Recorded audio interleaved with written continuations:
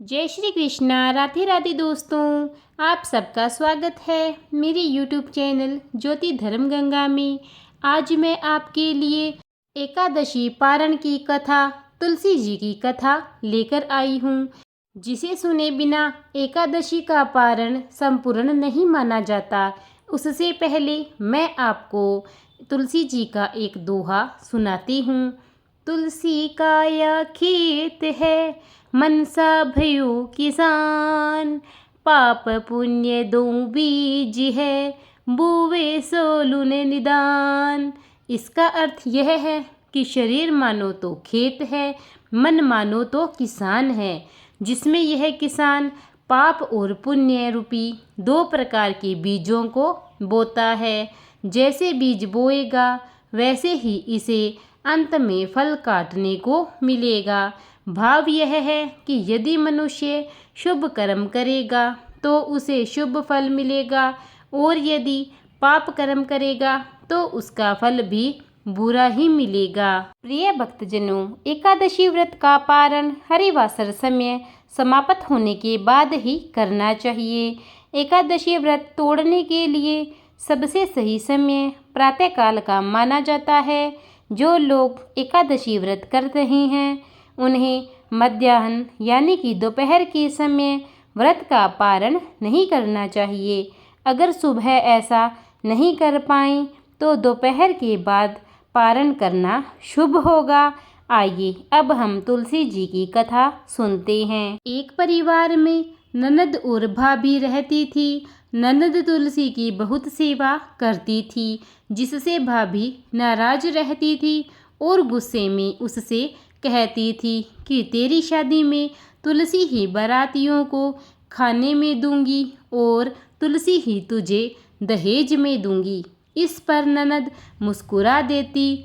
निश्चित समय पर ननद का विवाह हुआ और बारात घर पर आ गई तो भाभी ने बारातियों के सामने तुलसी का एक गमला फोड़ दिया और ननद के गले में मंजरी की माला डाल दी। लेकिन वहाँ पर फिर एक चमत्कार हुआ। जब तक कोई कुछ समझ पाता, गमले के टुकड़े स्वादिष्ट व्यंजन बन गई और मंजरी की माला सोने की माला में बदल गई। ससुराल वालों ने इस आऊ भगत पर प्रसन्नता व्यक्त की। भाभी को तुलसी का महत्व समझ में आ गया और फिर उसके बाद भाभी ने अपनी बेटी से कहा कि तू भी अपनी बुआ की तरह तुलसी की पूजा किया कर। लेकिन बेटी का मन नहीं लगता। लड़की की शादी के समय भी उसने खाने के लिए गमला फोड़ दिया, किंतु इस बार वह आश्चर्य नहीं हुआ और मिट्टी मिट्टी ही बनी रही। बाराती भूखे पेट ही उनकी आलोचना करते हुए लौट गए। काफ़ी समय के बाद भाई को अपनी बहन की याद आई तो अपनी पत्नी से कहा कि कुछ सामान दे दो, बहन से खाली हाथ मिलने नहीं जाना चाहिए। उसने एक झोली में थोड़ा सा ज्वार भर कर देते हुए कहा कि घर में यही है, ले जाओ। बहन के घर पहुंचने के पहले उसे एक गौशाला दिखाई दी तो गायों के सामने उसने ज्वार का झोला उलट दिया, जिस पर गोपालक ने कहा कि गायें सोना मोती नहीं खाती, इसे क्यों डाल रहे हो।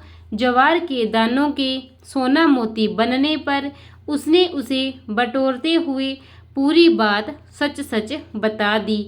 भाई को देखकर बहन बहुत प्रसन्न हुई।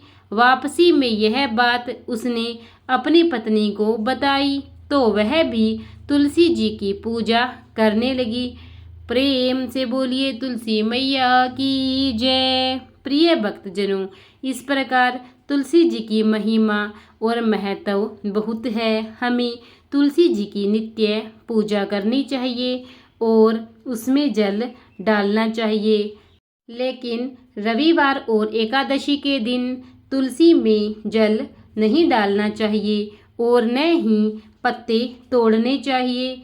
अब हम तुलसी जी की आरती करेंगे उससे पहले भक्तजनों, अगर आपको मेरी यह कथा अच्छी लगी हो तो इसे ज़्यादा से ज़्यादा लाइक और शेयर कीजिए और कमेंट में तुलसी मैया की जय बोलिए। और अगर आपने अब तक मेरे चैनल को सब्सक्राइब नहीं किया है तो कृपा करके उसे सब्सक्राइब कीजिए और बेल आइकन दबा दीजिए ताकि नित्य मेरी सभी वीडियो के नोटिफिकेशन आपको मिलते रहें, मेरी वीडियो आप तक सबसे पहले पहुंचती रहें। आइए अब हम तुलसी जी की आरती करते हैं।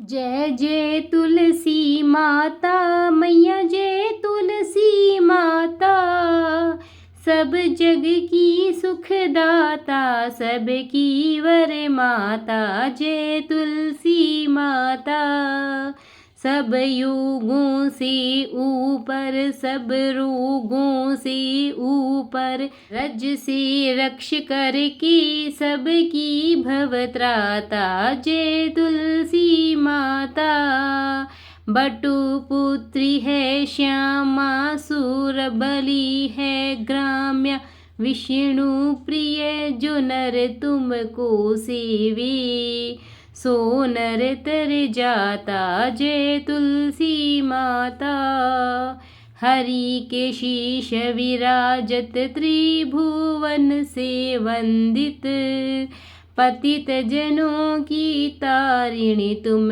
हो विख्याता। जय तुलसी माता, लेकर जन्म विजन में आई, दिव्य तुम भवन में, मानव लोक तुम्ही से सुख संपत्ति पाता। जय तुलसी माता, हरि को तुम हो अति प्यारी, श्याम वरण तुम सुकुमारी, प्रेम अजब है उनका तुमसे कैसा है नाता, हमारी विपद हरो तुम कृपा करो माता। जय तुलसी माता, जय तुलसी माता मैया, जय तुलसी माता, सब जग की सुखदाता, सबकी वर माता। जय तुलसी माता, प्रेम से बोलिए तुलसी मैया की जय।